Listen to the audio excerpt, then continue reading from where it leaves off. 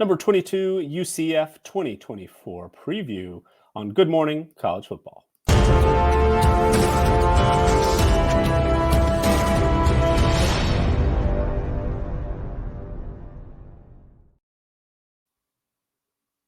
Hello and welcome to episode 72 of Good Morning College Football. I am Nicholas Ian Allen of CFB Winning Edge and CampusToCanton.com. Thank you so much for joining us today to talk a little bit about our top-ranked Big 12 team, the UCF Knights. And that may come as a surprise to many.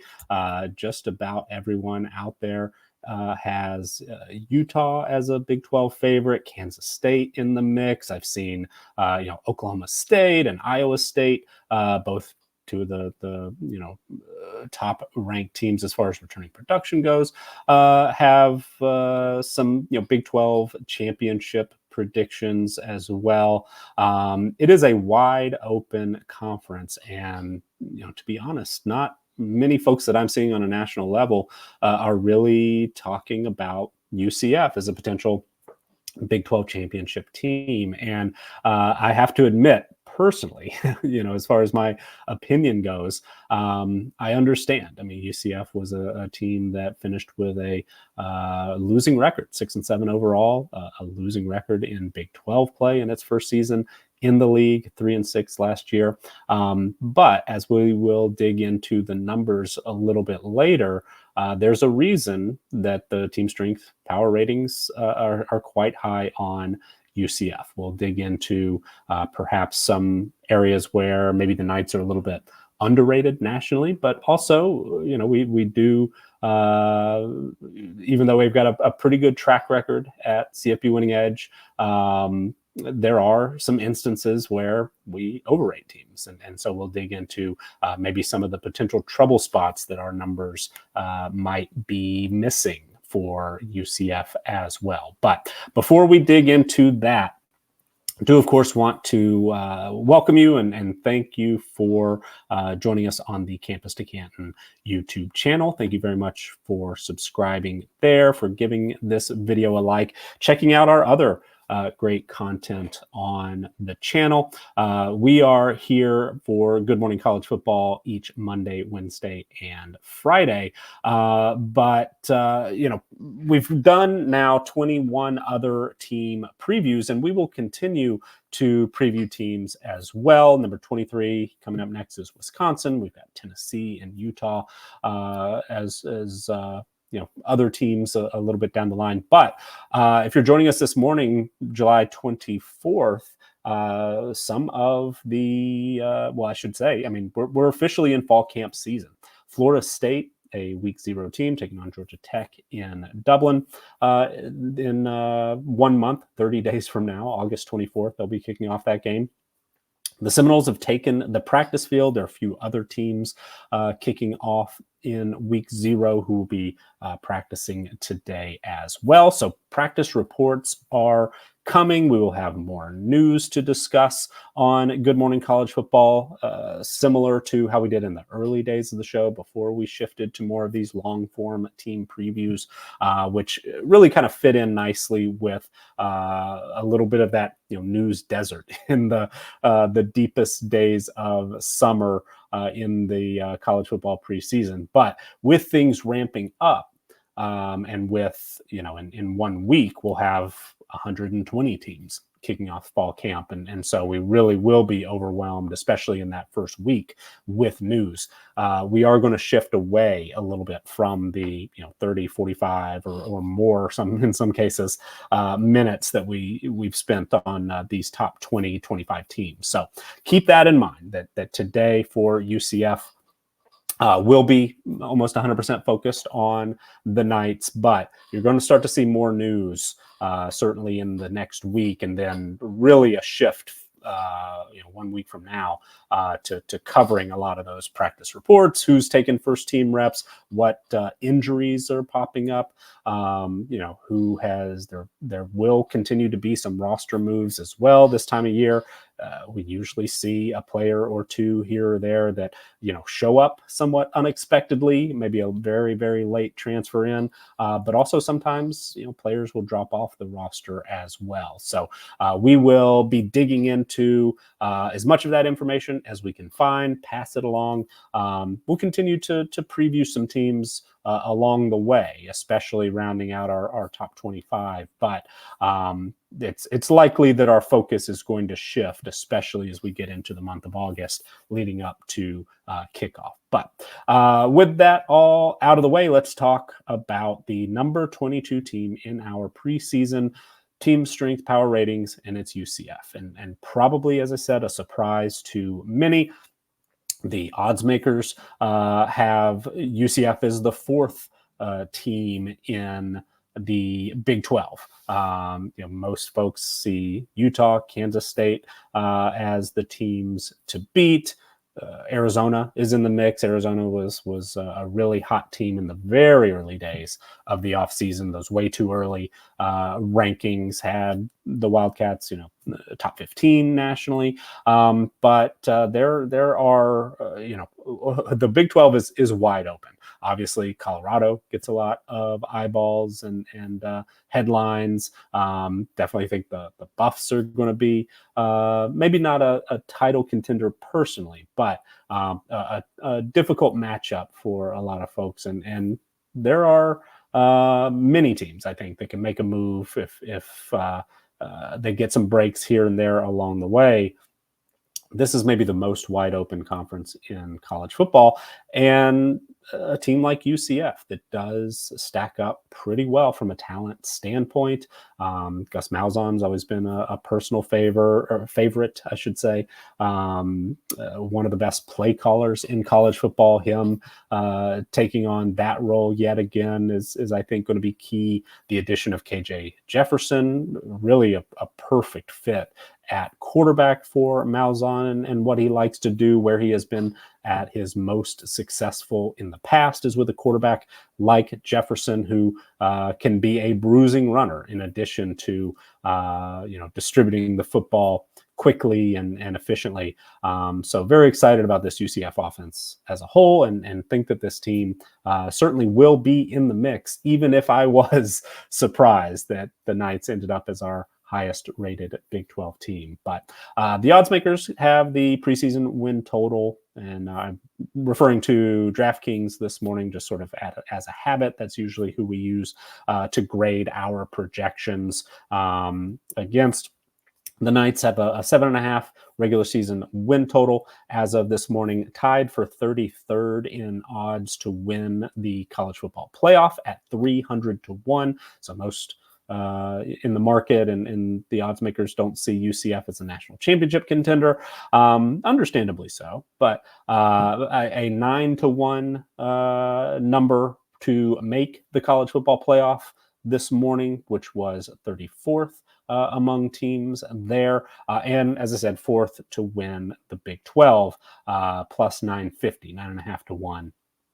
To win the conference title as our highest rated team. We don't necessarily make best bets or advice on that, but you could say, hey, based on our numbers and based on the fact that, as we'll dig into in a little bit, we have UCF actually favored in all 12 regular season games.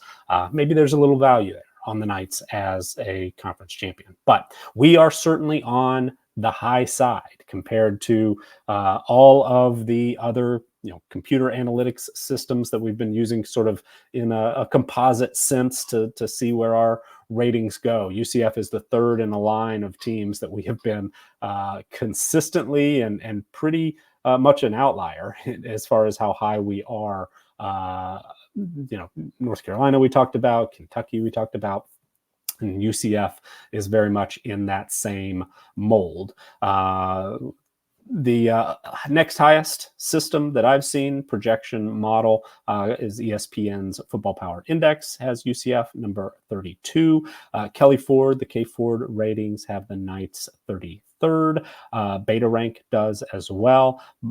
SP Plus, ESPN and Bill Connolly's SP Plus, a good bit lower on the Knights at number 48. And none of those, media members who've done post-spring top 25 rankings that we've referred to quite a bit.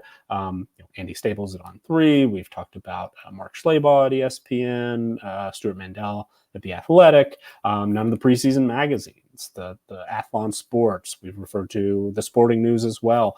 Phil Steele. None of those have the Knights as a top 25 team. So we are very much out there on our own. And admittedly, last season, this time last year, we were much higher on UCF than proved to be correct. we were a little too optimistic on UCF. So I'm a bit worried that there's the potential we will be as well. But also, I think that as we'll dig into here in just a second, UCF was a little bit better team last season than its record would indicate. And the fact that we've got potentially the perfect fit at quarterback, a pretty manageable schedule in a lot of ways, and a wide open conference. Maybe we're positioned to look smart at the end of the year instead of dumb, but we'll see.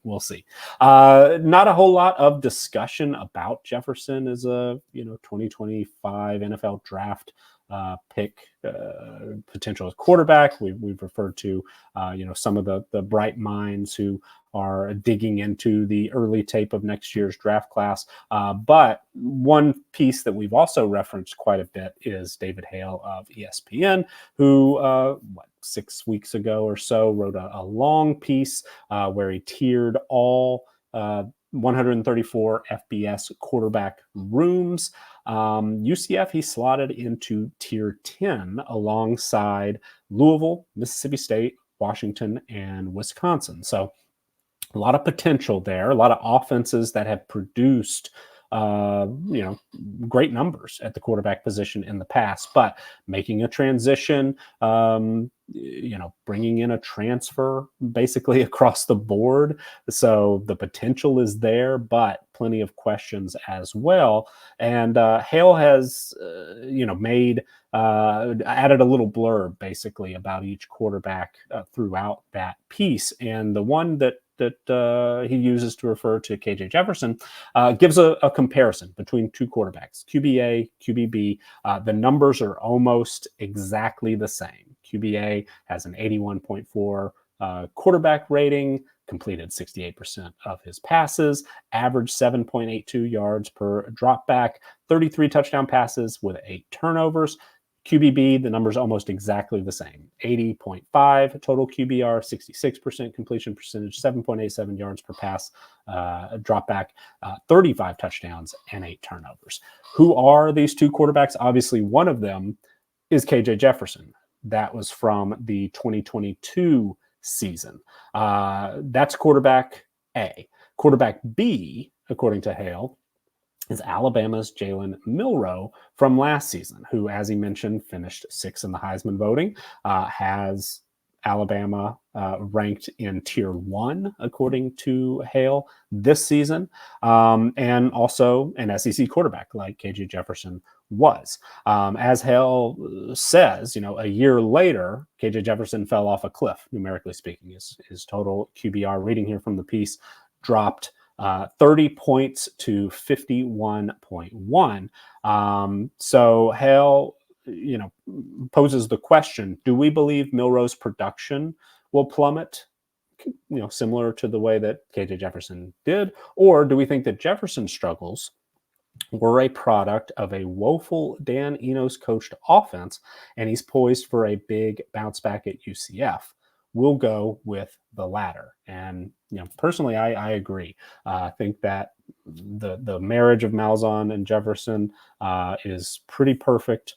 Think that he'll be able to slot into this system and be one of the more productive players at that QB spot across college football. Our stat projections as a little bit lower because there have been some injury issues at the quarterback position for UCF in the past, because we do use a 3-year window for head coach, offensive play caller, and the team as a whole. We have UCF and KJ Jefferson as the number 13 quarterback in our fantasy projections, with a 6-point passing touchdown scoring, which still, definitely, high quality, basically a quarterback one in most CFF leagues. But I think the potential is there if everything, comes together, for Jefferson to be a top 10, maybe even top 5 type player for fantasy purposes this season. But let's dig into UCF as a whole. Going to pull up our 2024 CFP Winning Edge team profiles here to discuss last season for the Knights. So if this is your first time with us, this is what our team profiles look for, our UCF page. We have 134 of these pages, also some national pages as well that compile a lot of this information. Going down in the schedule section in the middle, scroll all the way to our 2023 results. And 6-7 was the final record. There was a 5-game losing streak in the middle of the season that really pulled down this team. And during that point, UCF was pretty unfortunate in a lot of those games. In that 5-game losing stretch, UCF certainly blown out against Kansas, but every other team, if you look at the post-game win expectancy numbers from collegefootballdata.com, UCF had a 50% or better chance of winning that game. So if you were to play that contest over 10 times, 100 times, 1,000 times, however many, UCF, based on those numbers, that post-game box score, advanced box score from collegefootballdata.com, would have won 57% of the time against Kansas State, 96% of the time against Baylor. That collapse, UCF fans know, was really quite unique. 64% against Oklahoma and 56% against West Virginia. Late season, that loss to Texas Tech, the one blemish in a 3 wins and 4 games stretch to finish the season pretty strong. Also, the Knights had an 89% post-game win expectancy number. So these numbers, it's not easy to, or you shouldn't just be flippant about how you label them. You could say, oh man, UCF was really unlucky. You could say, oh man, UCF just didn't finish, or poor coaching. There are a lot of different reasons why a team can win a game where it has less than a 50% chance according to the numbers. There are a lot of reasons why a team can lose a game where it has greater than a 50% chance. It's not a you don't want to paint with too broad a brush there, but in the grand scheme, you would say, if you add up all those post-game win expectancy percentages, assign one full win for that 56-6 win over Kent State in week 1, 0.46% of a win when UCF won a rare coin flip against Boise State in week 2.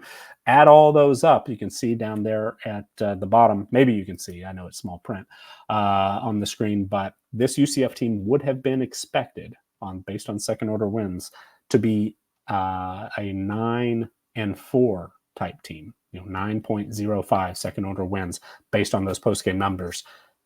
Obviously only won 6 games. Maybe should have, certainly could have won 9 games. So the way I look at it, this UCF team was better, 3 games better, which is significant. You usually don't see jumps of 3 full games based on second order wins, but this was a better team on the field last season than its final record would indicate, and the numbers back that up. Look at our team performance ratings here, sort of in the center, middle, bottom.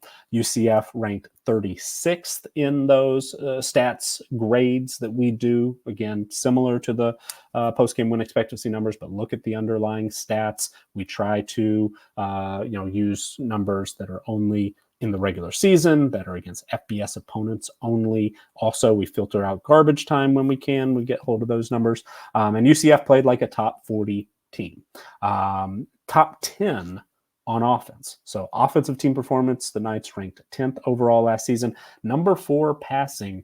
So very efficient passing attack last season for UCF, number 12 rushing. The defense, certainly plenty of room for improvement, number 88 in defensive team performance overall, much better against the pass, 52nd, 87th against the run, but overall the Knights, lots of opportunity perhaps to improve on the defensive side of the ball. A few of the individual statistics that we pull out as key, again, FBS opponents only in the regular season only for our scoring margin, where UCF was 47th in points per game on net, on margin there, 38th on offense, 64th on defense. Net yards per play, UCF ranked among the top 20 nationally. That's long time been a favorite stat of mine, among the favorites. Yards per play on the offensive side of the ball, explosive, number 6 nationally, but defensively offered a lot of big plays as well, 81st, but take it on average on margin, 16th.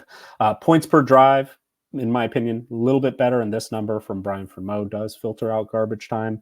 UCF ranked 53rd in net points per drive, 32nd on the offensive side of the ball, 88th defensively. Net yards per pass attempt, that's where that explosive passing game comes in. UCF, a team that can run the football quite well. Gus Malzahn historically has had some really, really good rushing offenses that creates big play opportunities down the field. And it worked for UCF last season, number 12 in offensive yards per pass attempt, number 48 in yards per pass attempt allowed. So a little bit better there. Defensively, number 14 on net. Success rate, usually an area where UCF, especially on the offensive side of the ball, you would expect would excel, but a little bit of a step back, 35th on the offensive side of the ball, a huge struggle defensively for UCF last season, 124th in success rate against. So that number on net, big drop to number 77 overall, but our EPA per play, expected points added, equivalent that we use from collegefootballdata.com. They call it PPA, but UCF was a top 25 team in PPA margin, top 20 on the offensive side of the ball, 56 defensively, a little bit better. So especially on defense, some of the numbers a little bit all over the place, but pretty consistent, much worse defensively than offensively. So if this UCF team truly is going to play to its level of potential this season, the defense is going to have to take a step forward, or the offense is just going to have to be elite to the point where it can just outscore their opponent regardless of what the defense does. But who's coming back from this team? These numbers certainly don't always equate quite perfectly from one season to the next. That's why we've got our returning production database from CFB Winning Edge and available to our C2C Winning Edge and all 22 members at campus2canton.com. UCF ranks 72nd nationally in our overall adjusted returning production. So that includes incoming transfers. If we were just to look at raw returning production based on who's coming back and who's not from last year's roster, UCF would have ranked 104th. So being aggressive in the transfer portal, especially at the quarterback position, on the offensive line, and on the defense as a whole, UCF has really made some positive movement up our rankings when adjusting for incoming transfers. 85th in adjusted offensive production on the offensive side of the ball, 45th defensively. But again, those numbers would have been very close to triple digits in raw production, 96th on offense, 97th on defense. So the incoming transfers are going to be relied on for that experience in production, certainly. The passing situation, John Rice Plumlee, he'll be missed. He was an explosive passer, didn't, obviously throw it around as much as some of the more prolific passing teams last season, but hit big plays consistently. 8.9 yards per pass attempt is a solid goal to shoot for, I think, for UCF most seasons. taking care of the football, can be a little bit of a struggle. Jefferson struggled with that as well. Both of them had 8 interceptions last year, but hopefully this UCF offense will see an improvement as far as yards per pass attempt from Jefferson, who had just 7.1 last season. You would expect or hope a Big 12 contending team would be in the 9s next year. So, low 9s, and the potential is there. Not likely, but we have seen, some of the more explosive offenses, some Lincoln Riley coached offenses in the past at Oklahoma, get into the double-digit range. That's possible, and certainly Jefferson, I think, will have some games where he puts up double-digit numbers if UCF's able to hit some big plays through the air, and in part because the rushing attack certainly could be one of the best in college football. R.J. Harvey put up huge numbers last year, 1,416 yards on the ground, average 6.3 yards per carry, 16 rushing touchdowns, and then joining him is a running back who put up numbers that were just as good at Toledo. Penny Boone spent the spring at Louisville, transferred again to UCF. He and Harvey are one of the most productive running back duos in the country.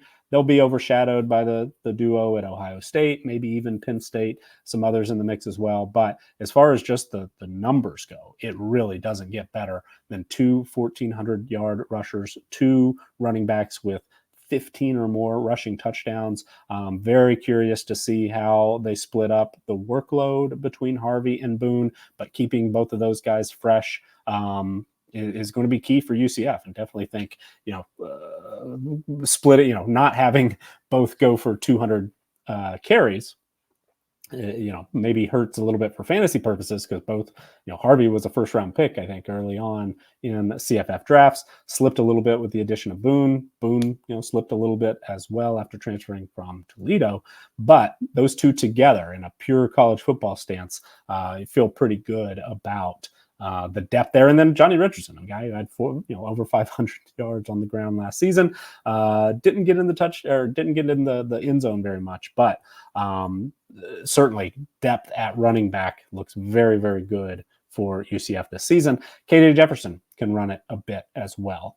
Arkansas didn't lean on him quite as much last year, or I should say 161 attempts, so they did lean on him. But the numbers have some room for improvement, even with a quarterback running for nearly 450 yards last season. The touchdowns absolutely have room for improvement. Jefferson's in the 240-pound, 250 range, so somebody who can get you 1 or 2 yards down by the goal line as needed.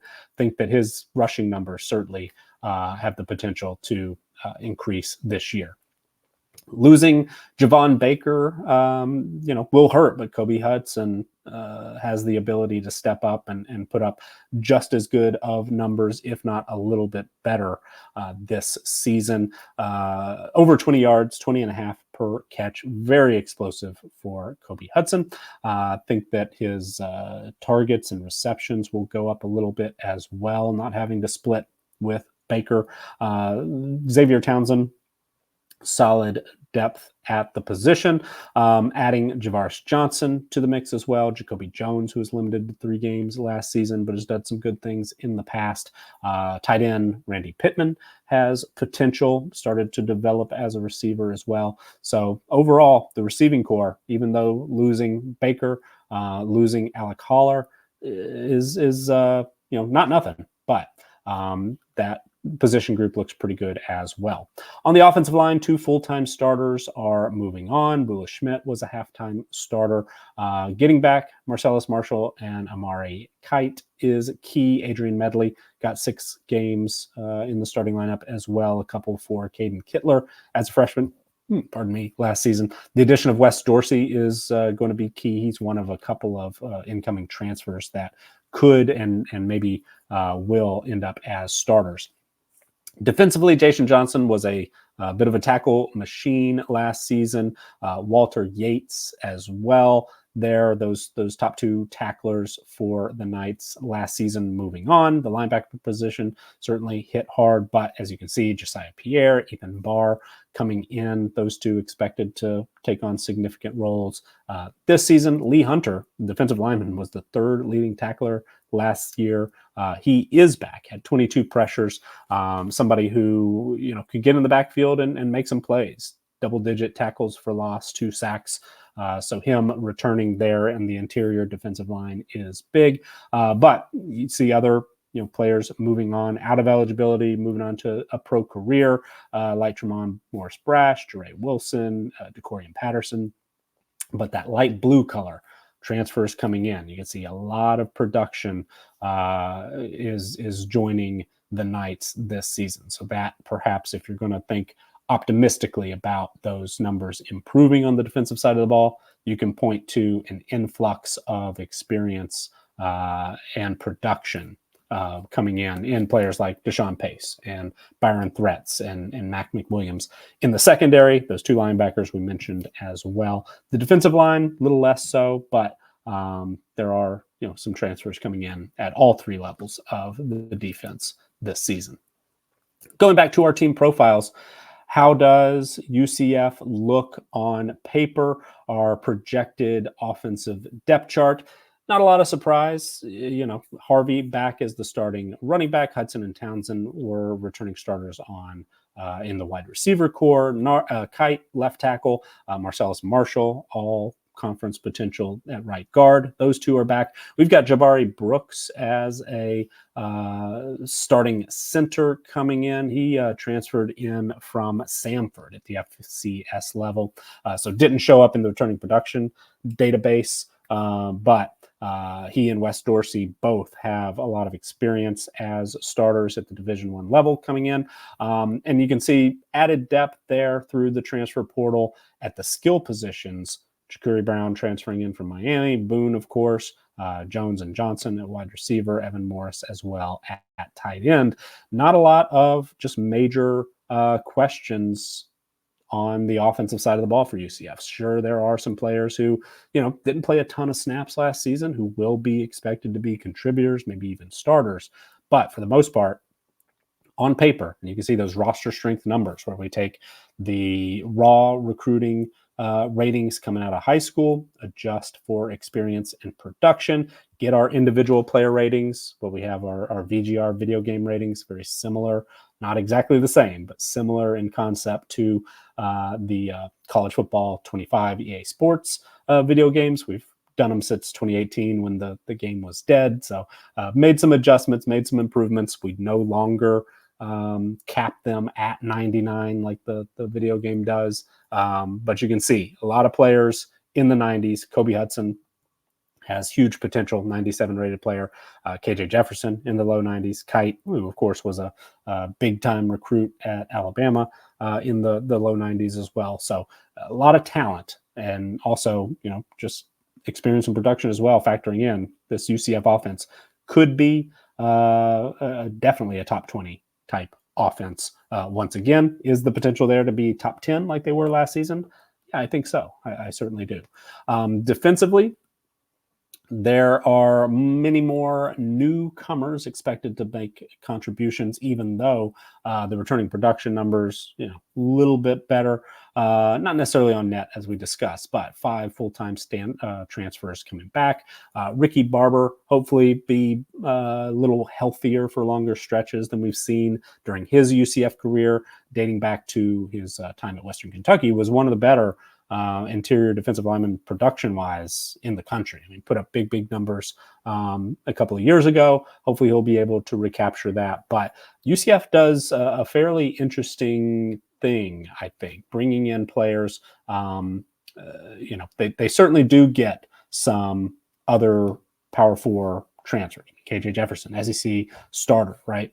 But they're not afraid to take an FCS performer. They're not afraid to take somebody who's been, productive at a lower level and slot that player in and expect them to contribute right away, maybe even start. There are other former four-star type recruits who maybe transfer back a little closer to home, the Orlando or Central Florida area, but also, especially on defense, especially when Malzahn and his coaching staff are looking to turn this group around quickly.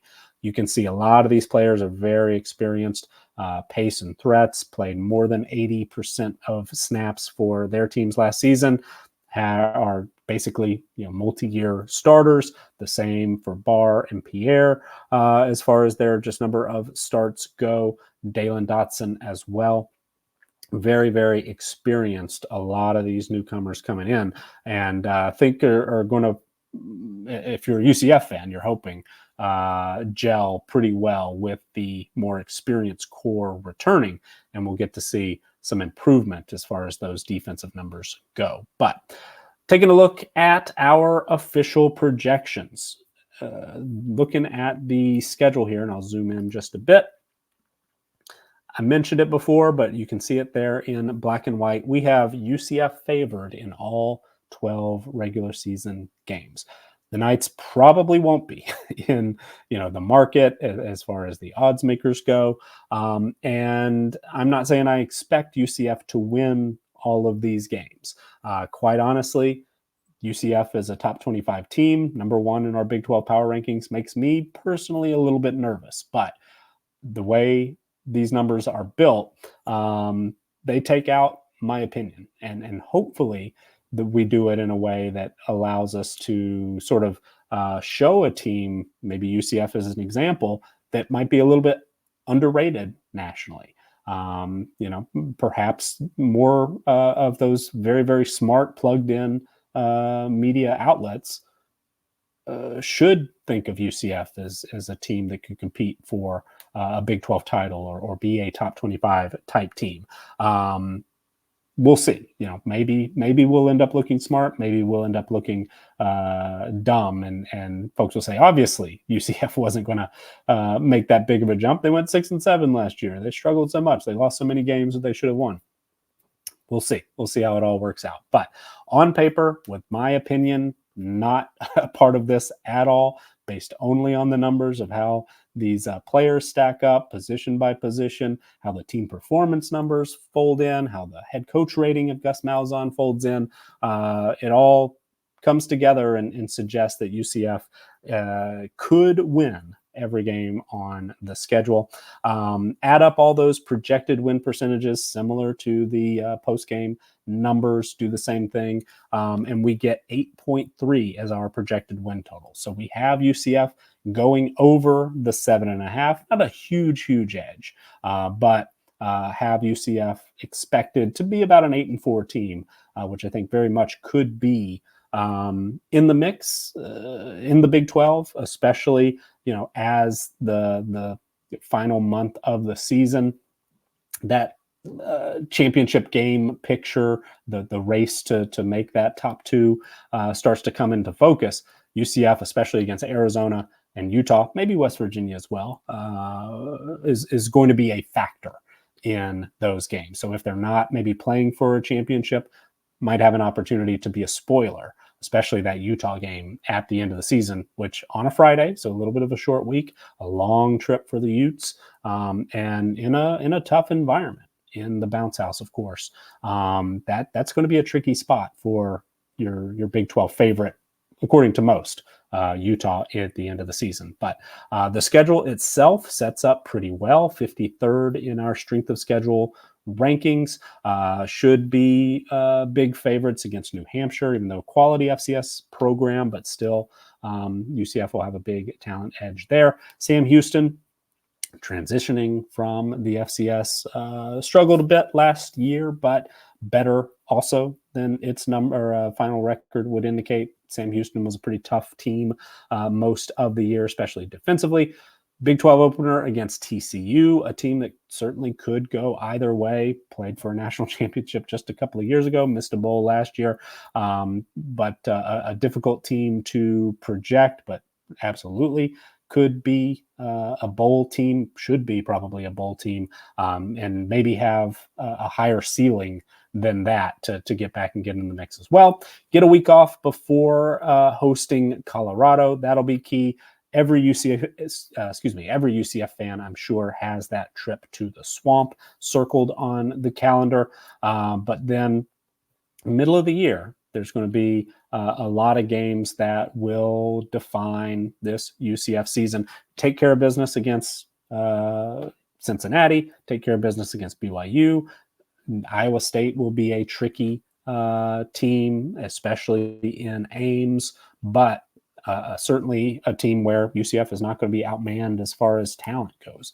So a winnable game there as well. And then, that November schedule, as we discussed, some real opportunities to take on a couple of the stronger teams in the Big 12. There is no Kansas State on this schedule. That perhaps could be key. No Kansas as well, who we are relatively high on. They're in the late 20s, early 30s in our power ratings also. So some key misses as far as the schedule goes there. But a lot of games are relative toss-ups. That Utah matchup less than a 1 point projected spread. 1, 2, 3 other games under 5 points, and then 3 others less than a touchdown. So UCF once again probably going to be playing a lot of close games. Hopefully, if you're a UCF fan, or in some ways, I'm a pseudo UCF fan this season because I root for our ratings, and if we've got UCF as the number 1 team, I'm hoping we don't look really silly. So I will also be with you, hoping that UCF comes out, with a lot more luck, or finding ways to win, or whatever it is on those close games that went the other way last season. So hopefully UCF is going to play a little bit better on the defensive side of the ball. Hopefully KJ Jefferson is going to step in, reclaim some of that 2022 level of production that David Hale outlined and compared to Jalen Milroe last season. Hopefully he and Gus Malzahn just are a perfect fit for one another in this offensive system. But also, that rushing attack, which looks deep and talented and so productive, is going to create some opportunities in the passing game as well. But if not, they might just steamroll some teams, especially if that offensive line comes together. So this UCF team, I think, is more talented than a lot of folks may expect. Looking at our talent edge ratings, not favored in every game, but UCF does have a talent edge 9 out of 12 matchups. The 3 that they don't, Colorado, Florida, and Utah, all benefit from a home field advantage adjustment. And so certainly, as far as just the raw talent on hand, UCF matches up with everybody in the Big 12, everybody it'll play this season. And even our stats only model, what we call PRISM, our projected scoring margin model, where we take out all the talent numbers, because you could argue, maybe we're just a little bit too optimistic on some of our UCF player ratings. Maybe some of the players who were 4-star recruits who transferred in are boosting those ratings a little bit too much, or maybe even some of the FCS or other players who transferred in this year just put up a little more production than should be expected. That's an argument that hurt us. Was apt last season when we were a little too high on UCF. But the stats only number, throw out all those talent ratings, and UCF is favored in 8 games as well. So this is a very, very solid team. It's got a lot of talent. You can look at those raw recruiting numbers. Top 40 as far as the full roster in average 247 Sports composite rating, position by position, a lot of units near the top 25 nationally. Quarterback 28th, wide receiver 27th, defensive line 27th, defensive backfield 28th. The defense as a whole ranks 26th in average 247 composite rating. There's a lot of talent here. And the offense, I think, even though the raw numbers aren't quite as good, number 53 in average 247 rating, the potential, on that offensive side of the ball is much better than that. Adjust for experience and production, and those numbers get even better. 27th in offensive average position strength rating, 28th in defensive average position strength rating, 31st for the full roster as a whole. It's a good roster. It's a manageable schedule, and I think the potential is there. Even if it makes me very, very nervous that we're the only ones that have UCF as a top 25 team, the only ones that have UCF as our highest rated Big 12 team. Maybe, we were fortunate in the way that we set up our projections and captured a little value on UCF that others are missing. I'm fully prepared, as always, to look silly, but trust the process, and perhaps we've unearthed a little bit of a sleeper in the Big 12. Not a lot of folks talking about UCF as a true title contender. But that's going to do it for us today. We will be back on Friday. As fall camps kick off, we're probably not going to do as much, 45-minute team preview for Wisconsin, who is our next team up. But we will certainly try to walk through teams more as we round out the top 25 at least. And we'll try to sneak a few in as well, even when fall camps really are ramping up and we're talking national news at length. So thank you so much for joining us. Thank you for liking this video and subscribing to the Campus to Canton YouTube channel. And of course, thank you to those of you who have signed up at campustocanton.com. You can do so for as little as $2.99 per month. Get access to those best ball rankings, access to our CFF, C2C, and Devi player rankings, written content on the site, Discord access, all kinds of tools, analytics that you can look at to unearth perhaps undervalued players and teams. But then also for those of you who are interested in these team profiles for all 134 teams, the returning production database, our stat projections as well. All of those are available to C2C Winning Edge and all 22 tier members. So thanks so much for joining us. Hope everyone has a great rest of the week. We will be back on Friday with some practice reports and a little bit of a team preview as well. So until then, take care.